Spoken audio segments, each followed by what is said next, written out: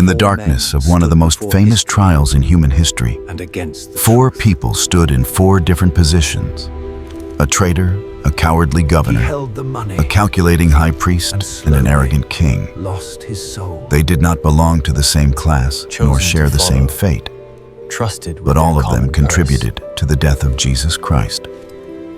And then, over more than 2,000 years, people have not only asked, why did Jesus have to die, but also a far more chilling question: what happened to the men who killed him? None of them escaped the consequences.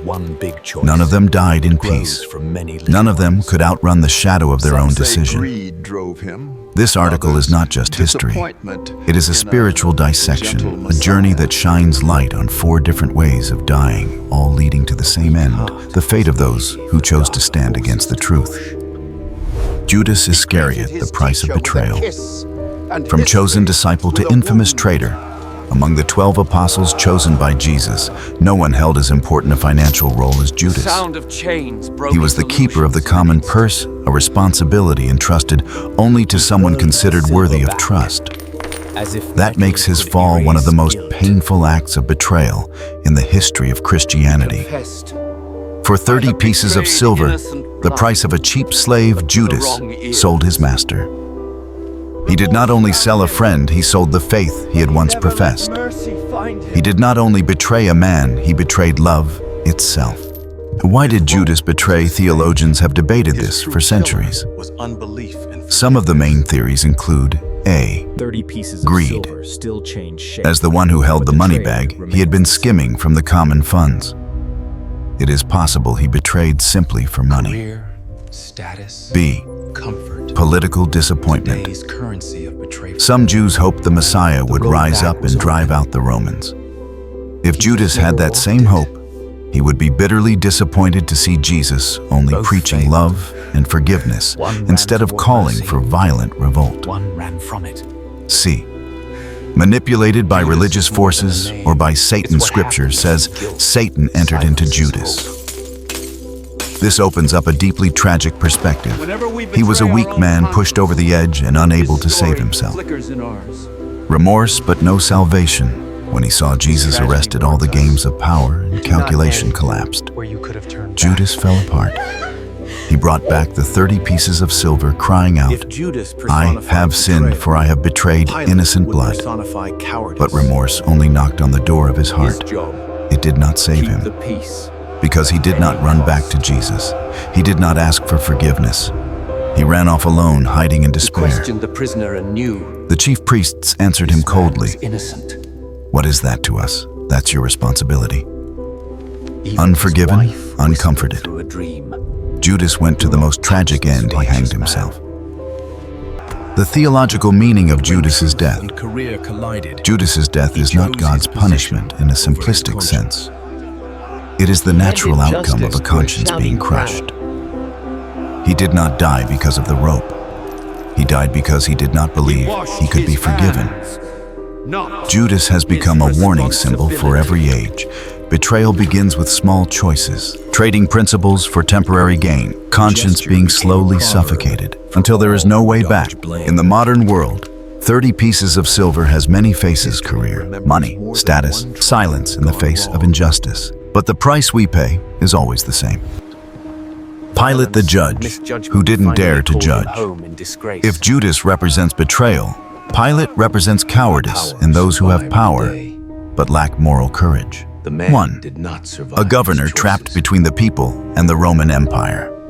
Pontius Pilate, the Roman governor of Judea, was responsible for keeping peace in a land constantly on the brink of revolt. Festivals like Passover made the population of Jerusalem surge and tensions rise. It was the most sensitive time of the year. It was in this tense atmosphere that Jesus was brought before Pilate. Pilate knew Jesus was innocent. He questioned Jesus. He listened to the accusations. He observed the crowd. Then he declared, "I find no basis for a charge against this man." Even his wife sent him a warning from a troubling dream. Have nothing to do with that righteous man. But Pilate did not do what was right. He did what was safe for his own career. He asked, "Whom do you want me to release to you?" And the crowd chose Barabbas, a criminal. Under the pressure of the crowd, Pilate chose to avoid risk. He washed his hands and said, "I am innocent of this man's blood." But history never declared him innocent. Washing hands, a symbol for all ages, Pilate's gesture of hand-washing has entered the language of the world as a symbol of avoiding responsibility. Political cowardice, compromise with evil just to protect oneself. Pilate did not kill Jesus with hammer and nails. He killed him with silence. Many of history's tragedies began with that kind of silence. A Pilate's shameful death. Roman history and ancient sources record that Pilate's governorship in Judea was filled with conflict oppressing the people. Misusing temple funds, provoking religious outrage, using excessive unjust violence. Finally, after a massacre of Samaritans, he was recalled to Rome to face investigation. Some accounts say that he was exiled, was removed from office, and eventually committed suicide. Some traditions even claim he was executed. Whatever the exact details, one thing is clear: Pilate lost all power. His reputation was ruined. Death came in disgrace. And the lesson from Pilate didn't commit some spectacular act of personal cruelty. He simply did not do the right thing. In our lives today, how many times do we stay silent when we should speak up? Compromise when we should stand firm? Choose safety instead of truth? Abandon justice just so we don't upset anyone? Pilate died because of that choice. And his story is a warning to every generation. Caiaphas, the high priest who traded truth for power. Caiaphas represents corrupt religious power. If Judas sold his master for money, Pilate for safety, then Caiaphas did it for power. A religious leader governed by politics, Caiaphas was not just a high priest. He was a political operator, backed by Rome, walking a tightrope between popular opinion, religious authority, and the satisfaction of the Roman Empire. Jesus became a direct threat. People were calling him the Messiah. Crowds of thousands followed him. Jesus taught with authority. He drove the merchants and money changers out of the temple, an act that struck at both the economic and religious interests of the leadership. Caiaphas understood clearly, if Jesus continued, he would lose everything. The plan to eliminate Jesus, Caiaphas's most famous line is, "It is better that one man die for the people than that the whole nation perish." It sounds for the people, but in reality it was for himself. He feared losing power. He feared Roman retaliation. He feared his position would crumble. So he orchestrated a sham trial, searching for any pretext to condemn Jesus. And the downfall of Caiaphas. Only a few years later, Caiaphas was removed from office, something extremely rare for a high priest. Without power, he faded into obscurity. In 1990, archaeologists discovered an ossuary bone box bearing the name Caiaphas. If it was indeed his, then the man who once condemned Jesus now is reduced to a nameless box of bones. The contrast is staggering. Jesus was crucified, yet the gospel spread across the world. Caiaphas condemned him. Yet all that remains of Caiaphas is dust and stone. And the lesson from Caiaphas. Caiaphas was not a cartoon villain. He resembles many people today, afraid of losing power, afraid of change, afraid that truth will threaten their position, willing to sacrifice others to protect themselves. The greater the power, the deeper the fear. That fear blinded him to the truth. Herod Agrippa, the arrogant king who died in horror. If Judas bears the mark of betrayal, Pilate reflects cowardice. Caiaphas is the shadow of corrupt religious authority, then Herod Agrippa I is the embodiment of pride that leads to self-destruction. His death, described in the Acts of the Apostles, is one of the most terrifying deaths recorded in Scripture. Herod Agrippa, by power, obsessions, and sudden ruin. 1.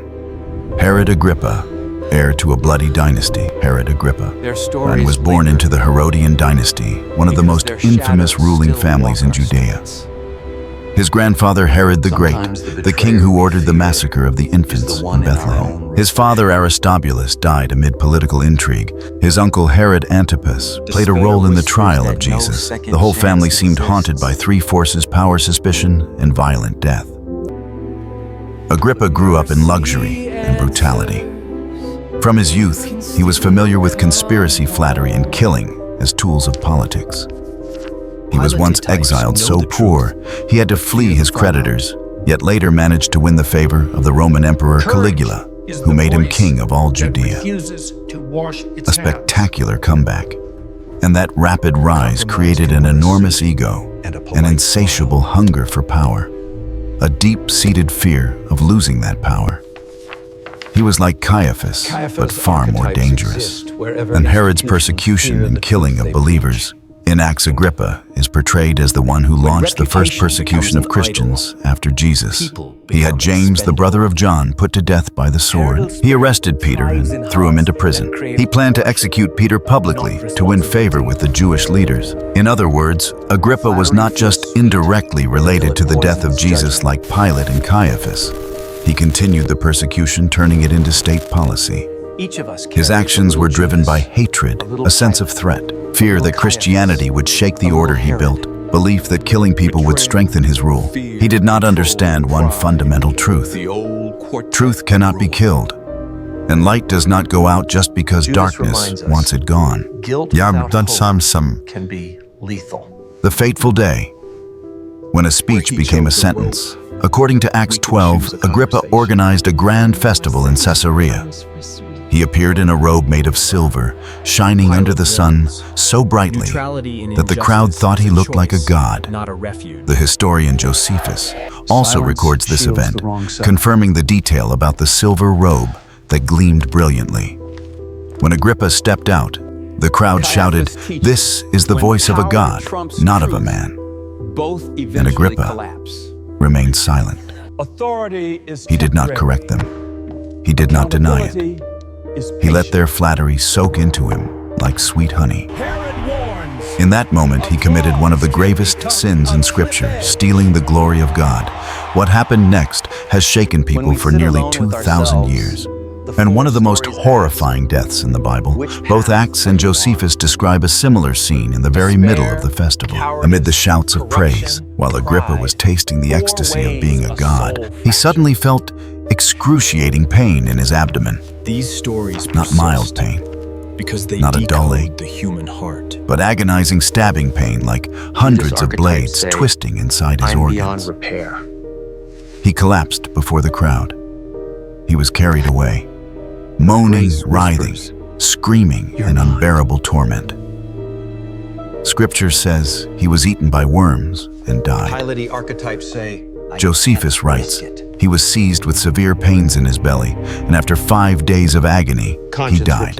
Many believe it could have been a severe intestinal infection, necrosis of the organs, parasites consuming him from the inside out, a famous death, but in a way no one would ever wish to be famous. Now, why is Agrippa's death so terrifying? Not because of the pain, not because of the worms, but because it is the death of a man who made himself a god. And history remembers, the more arrogant a person is, the more painful their fall, the heavier their collapse. Herod wanted adoration. He wanted people to bow before him. He wanted to be the center of the universe. But in the end, he was nothing more than a corpse eaten by worms. From the throne to the pit in a single moment. The lesson from Agrippa: pride is the fastest road to self-destruction. Agrippa is the image of the human being who deifies themselves. The one who believes power places them above morality. The one who thinks they are untouchable. But history proves no one is immune to the consequences of their own pride. Today, the same lesson still holds those who see themselves as the center, those who despise truth, leaders who use power to trample others, individuals willing to violate ethics just to be praised. All will meet a fate like Herod's in one way or another. His death is a proclamation for every age human beings cannot become gods. And when they try, they die like beasts. A common root when power, cowardice, and greed collide. After looking at Judas, Pilate, Caiaphas, and Herod, we see one shared thread. None of them killed Jesus with their own physical strength, but each contributed to the tragedy in their own way, and their deaths reflect the very sins they committed. Judas died under the weight of a shattered conscience. Betrayal led to despair. Pilate died in shame and exile. Cowardice led to downfall. Caiaphas was deposed and vanished from history. Cunning led to abandonment. Herod died in agony as worms consumed his insides. Pride led to self-destruction. No need for thunderbolt punishments from heaven. Each of them destroyed themselves with the very sin they nurtured. As Scripture says, a man reaps what he sows. 4 deaths, one message for all ages. After examining the fates of Judas, Pilate, Caiaphas, and Herod Agrippa, we come to a question that is not only historical, but also deeply philosophical and spiritual. Why did all 4 men connected to the death of Jesus die so tragically? Though their deaths happened in different contexts, they share one core pattern, a fracture of humanity from within, where sin is not just an action, but a process that slowly destroys the soul. In this final part, we will analyze the psychological and theological structure behind these deaths, explain why these stories still haunt humanity, and draw lessons for our own times. 4 ways of dying, 4 human psychologies. These 4 figures are not just historical characters. They are 4 psychological archetypes that we still encounter today in society and sometimes within ourselves. A Judas, the tragedy of self-condemnation. Judas's death symbolizes despair, crushing guilt, and spiritual isolation. No one killed Judas. He died because he did not believe he was worthy of forgiveness. What makes his story more tragic than any other is he could have been forgiven. He could have found hope again. He could have run to Jesus as Peter did, but he chose to end everything. Judas is the image of the modern person who, after making mistakes, after sinning, after falling, chooses to flee from the light rather than face it. Our society has many Judas figures, people who lose their sense of worth, convinced they have no second chance, no future. Judas's story reminds us, despair is the final trap of sin. And the only thing stronger than sin is not punishment, but mercy. Pilate, the tragedy of choosing safety over truth. Pilate was not a sadistic monster. He had no personal hatred toward Jesus. He knew Jesus was innocent, but he lacked the courage to defend what was right. He represents the kind of person who knows the truth, but doesn't dare to speak it, knows what is right, but doesn't dare to do it. Fears losing power, benefits position. Fears opposition and criticism. Pilate washed his hands, but history did not wash its hands of him. Today, Pilate types appear everywhere in workplaces, in politics, in organizations large and small, even in families. Some know others are being wronged, but stay quiet. Some see injustice, but compromise. Some see the truth, but look away because they don't want trouble. Pilate teaches us, not doing evil does not automatically make you good. If you stay silent before evil, you stand on its side. Caiaphas, the tragedy of placing power above truth. Caiaphas is the only one among the 4 who intentionally, systematically, and strategically pushed for Jesus' death. Not because of personal hatred, not because Jesus threatened his life, but because Jesus threatened the power system he built. He stands for those who are willing to sacrifice truth to keep their position, twist justice for political convenience, use violence to protect their interests, are prepared to destroy people to keep their seat. And history shows the thing he most wanted to keep power was the thing he lost the fastest. A few years later, he was removed and died in obscurity. While the one he condemned, an entirely innocent man, Jesus became the center of human history. Caiaphas reminds us, those who use power to fight truth will be crushed by their own power. To Herod Agrippa, the tragedy of self-deification. Herod did not betray like Judas, nor was he cowardly like Pilate, nor scheming like Caiaphas. He committed the gravest sin of all to make a god out of himself. His death being eaten by worms from within, whether symbolic or literal, is the sentence passed on extreme pride. Herod is the modern human who is obsessed with fame, is addicted to power, places themselves at the center of the universe, believes no one can touch them. History tells us no one stands higher than truth. No one stands outside the bounds of morality. And those who deify themselves will fall in the most catastrophic way. Why are we still haunted by these deaths? People retell the stories of Judas, Pilate, Caiaphas, and Herod for 2,000 years, not because they were famous figures alone, but because they mirror us. Each of us carries within betrayal, weakness, compromise, pride, greed, fear, obsession with power. Looking at them, we see our reflection. We see our choices. We see the consequences we may face if we do not awaken. That is why these stories never grow old, never become outdated, are not only for Christians, but for every human living in the modern world. In every era there are Judases, Pilates, Caiaphases, Herods, only the names change.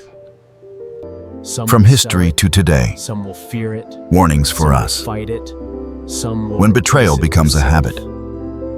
Today, betrayal is not just selling out someone else. Some will embrace it.